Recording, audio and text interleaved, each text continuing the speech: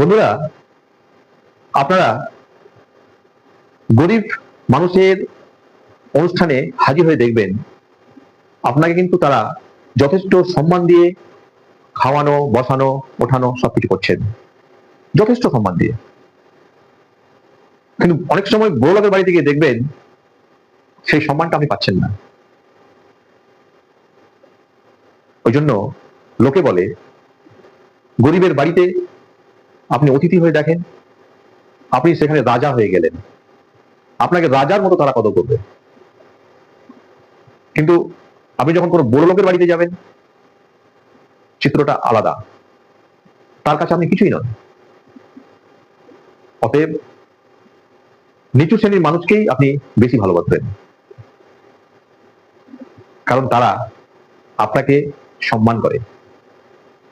ওরা নিচু বলে আপনি কখনোই অবহেলা করবেন না। বিশ্বাস না হলে আপনি তাদের অতিথি হয়ে যাবেন, কোথায় উঠায় আর কোথায় বসাই দেখে নেবেন। Thank you.